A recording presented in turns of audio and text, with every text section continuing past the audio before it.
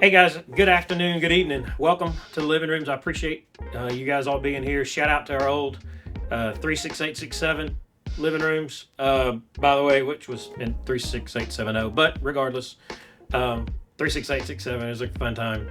Hope you guys have good food and you're chowing down like you're supposed to and enjoying everybody.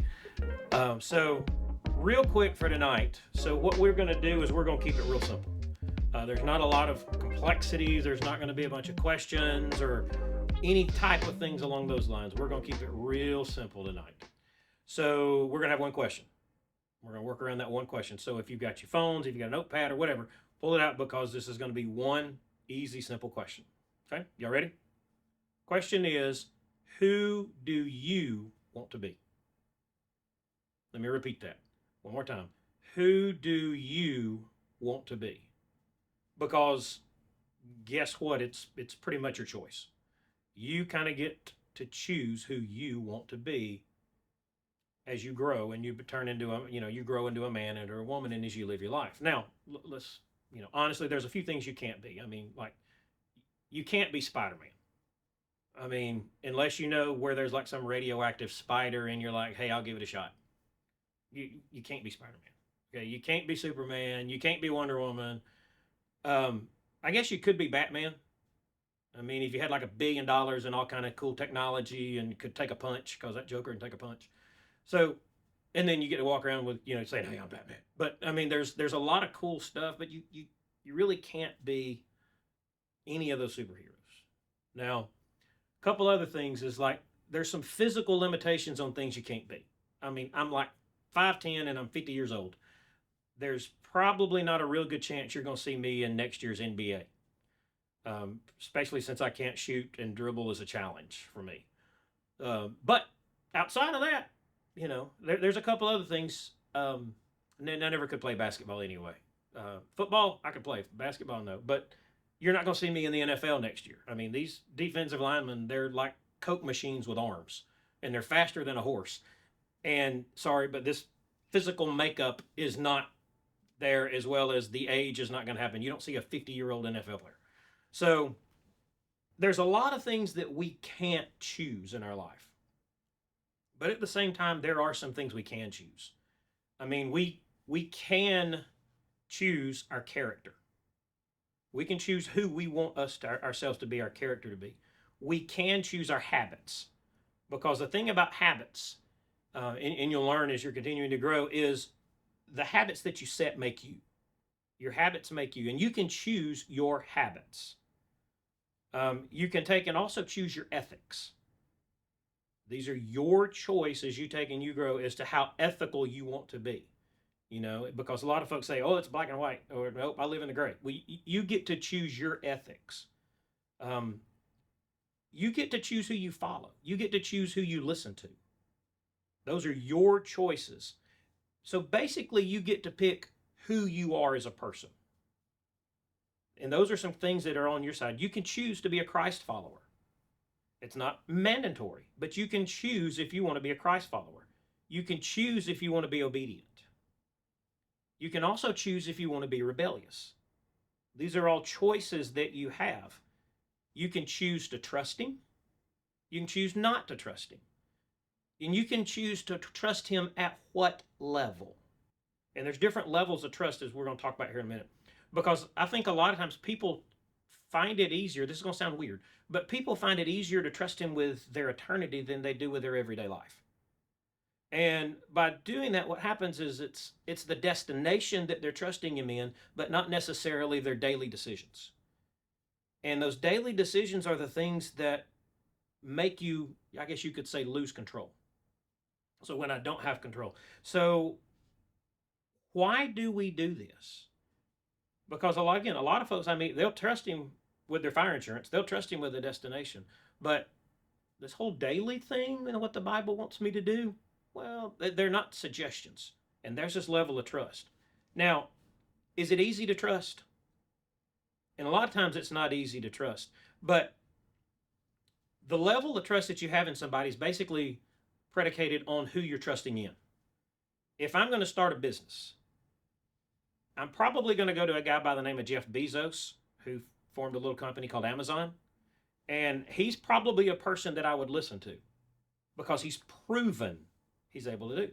If I wanted to build an electric car or build, hey, a rocket that can go up and come back down and land, or either these next generation robots and all, well, I may want to listen to a guy by the name of Elon Musk because he's proven he can do that.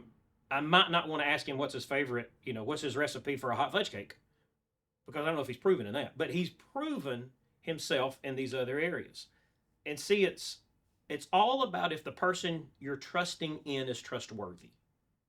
And that's what we're going to hit here is because trustworthiness occurs because people are proven and they're proven that they can deliver. And that's what makes a person trust. So what we're going to do is we're going to look at a couple of examples through the Bible that where we see that God has proven he can deliver. So if he's proven he can deliver, then we can trust him and it makes it easier. And let me read this. This is in chapter 12. It says, the Lord said to Abram, so now God has come to Abram and he said, go from your country, from your people, and your father's household to this land I'm going to show you. Okay, so this is what God is saying. This is your direction. This is your commandment. This is what I want you to do. He follows up by saying, I will make you into a great nation. I'll bless you. I'll make your name great, and you will be a blessing. I'll bless those who bless you, and whoever curses you, I will curse. And all people on earth will be blessed because of you. So what he said is, Abram, I want you and your family, I want you and your wife, he had no kids, I want you and your wife to go to this land called Canaan. And if you do, this is what happens.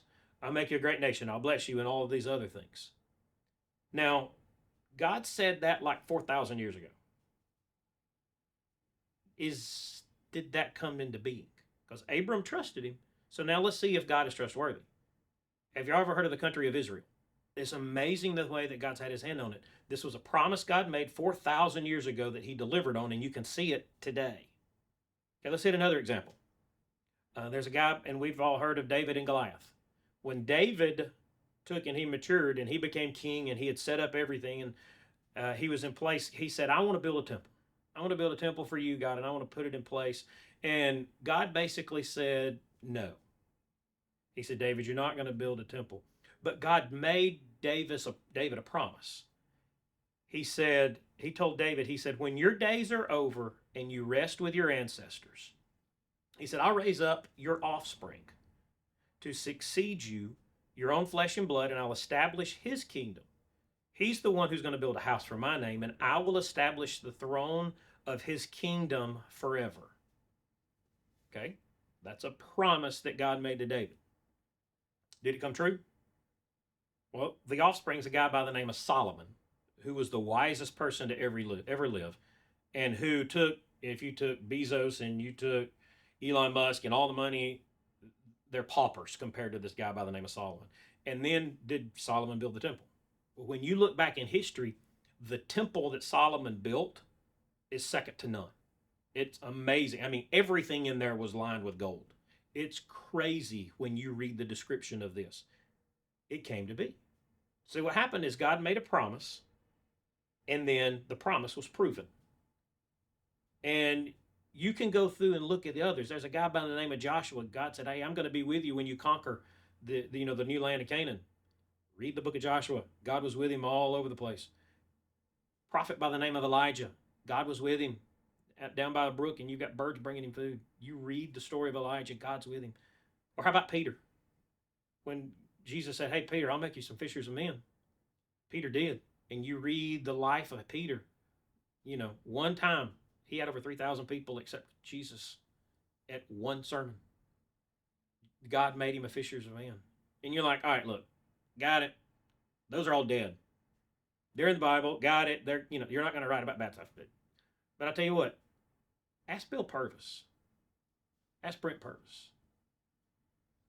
Ask Brian. Next time you see Brian, say, hey, Brian, can you tell me a promise God made you? And see if he came through on it. Ask your living room host a promise that God's made them that's came true. They're all across the board. And anybody that's been a believer for any amount of time, you're going to have promises that God made that he's proven. And when you find those are things that help anchor your faith. Now, you look at this and you're like, all right, well, what does this got to do with tithing? All right, we're talking about tithing. What does this got to do? This is all about us giving money and all that kind of stuff. The thing about it is, if you believe you can trust him in your life, you believe you can trust him in your money. There's this prophet by the name of Malachi who made this statement, because the children of Israel, when you go back into time and you see, buddy, they were having a hard time right now. Inflation was crazy. Their worship was fake. All this stuff was going on. They were just going through the motions, and it was in a bad situation. Their economy was bad. It was horrendous at the time. And God goes to this guy by the name of Malachi, and he says, hey, Malachi, I want you to tell him this. This is in Malachi. It says, God is saying, will a mere mortal rob God? He says, but you robbed me. He says, but you're going to ask me. He says, how are we robbing you? And God gets specific here. He says, you rob me in tithes and offerings. He said, because of it, you are under a curse. Now, it's not good to be under a curse, but if you're under a curse that God's saying you're under a curse, that's a pretty bad curse. He says, you're under a curse. He says, your whole nation is under a curse because you are robbing me. So he says, so what you do, he says, I need you to bring the whole tithe into the storehouse. We'll talk about it. We know the tithe is a 10%. If you make $100, it's $10. If you make $1, it's a dime. It's just a flat out rate, 10%. Bring the whole tithe, not part of it, the whole tithe into the storehouse, that there may be food in my house. He says, test me on this. We'll talk about that in a second. And the Lord Almighty, and see if I will not throw up the floodgates of heaven and pour out so much blessings that there won't be room enough to store it. So what's happening is God, through Malachi, saying, look, you guys are in a bad spot. You got a problem going on. And why? Is because you're robbing me. He says, but oh, by the way, here's your remedy. It's tithing. All you got to do is tithe, and we'll get there. So let's put a couple things in perspective here. Is God trustworthy? Do you believe he's trustworthy? He's proven it. Now, the question, though, is, do you believe it? And can you believe what he says? If you don't believe, if you need something more anchoring, and you may have a story yourself, or some of your friends may have a story. Anybody in that room, your host, they'll have a story. Because you got to come out and say, is God trustworthy? And then that's answered, yes, we know that. The second question is, then it becomes our choice. So my question is, who do you want to be? It's all up to you, because Malachi is telling us, he said, look, guys, choose to be a tither. Don't choose to be a robber. You can choose. Do I want to be a tither, or do I want to be a robber? And God says, if you're a tither, then the blessings are going to flow. If you're a robber, the curses are going to flow. This is your choice. He's telling us, you get to pick. But what are the results? There's a term in here called the floodgates of heaven will pour out so much blessings there won't be room enough. I heard a pastor one time says, that the term here, when you peel it all back and get into the core of this word, the word floodgates, it's the same word that was used in the Old Testament, at the beginning of the Old Testament, with Noah. When Noah's on the ark and the floodgates of the heavens were open and the rains came. And we all know what happened with that. Completely covered the earth. And all of this kind of links to it together, because this is a pretty vivid picture. When you look at that picture versus, and God saying, oh, by the way, it's the same word. But my challenge is for you all is to choose to be a tither. Because does it take talent to be a tither? No. Do you have to sing to be a tither? No. Do you have to, be the size of a Coke machine and as fast as a horse? No. Do you have to find some radioactive spider to be a tither? No. It's just a choice. It's all about obedience. It's who you choose to be, and it's all about choosing to be obedient. And see, tithing, though, is an interesting thing. It's one of the primary things that we as believers have an opportunity virtually on a weekly basis to show God we trust him. There's a lot of difference in saying, God, I trust you. But tithing is one of those things where we show God we trust him. And building faith is kind of like building a muscle, because everybody wants muscles. Everybody wants the big muscles and all that, but nobody wants the pain. But to build muscles, it takes intense, regular, and repetitive training. Do you work out when you're sore? You do. Do you work out when you're tired? Yeah, you do. Do you work out when you don't feel like it? You do. Because you're all focusing on the results. And that's the tithing piece. Is you may not feel like it, you may be sore, you may have, you may be afraid, but it's because you've got more bills than you do money at the time. But trust God. I've got story after story after story. A real close friend of mine, he had laid his bills out, and he's like, "All right, I can either tithe or I can pay the house payment." And Tony looked at that and said, "God, you told me to tithe." He tithed. That next day, he went to his mailbox and his employer had sent him a check and said, "Tony, just thinking about you. Thank you so much for being a great employee. And I just wanted to give you this." And that amount of money that he needed to cover the house payment was what the check was written for. Real good friend, close friend of mine. So all of a sudden, and what's interesting about that is if you look at timing, because God works in parallel efforts, that check was mailed before Tony made the decision. And all of a sudden, when time came together, it was, "God, I'm going to trust you. I'm going to tithe." And now that check was available for him. God comes through with that. So let's go back to this question that we have. Who do you want to be? Now, I read a book here recently. I read all the time. And this was about the most successful sports franchise in history. Now, you may think, well, who is the most successful sports franchise in history? It's not the Patriots, especially not this year. Sorry, Brian, it's not Manchester United either. It is the New Zealand national rugby team. The name of the team is called the All Blacks. They're the team that if you look up Haka on TV and you look it up on YouTube, they're the ones that do the dance before each of the games. And it's a massive intimidation thing. But it's a phenomenal book about leadership and about the culture, because when you come to this team and you're on this team, it's congratulations, you've made this team. Now you have a standard to uphold. In that book, one of the quotes by one of the guys that kind of formed this culture says, "The story we tell ourselves about our lives becomes the story of our lives." Let me read that again. The story we tell ourselves about our lives becomes the story of our lives. So, who do you want to be? It is entirely up to you. See, because in there, reading through that, one of the things they say is champions do extra. Because there's no crowds that line the extra mile. There's just people that are trying to reach their potential and get that extra mile. So, in closing, guys, what are your expectations for you? When you're my age, at 50, and you look back, do you want to look back and say, at 20 years old, I made the decision I'm going to be a tither?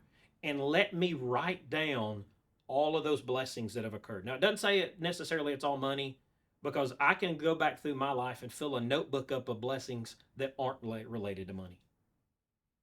I can write answered prayers down and how it built my faith.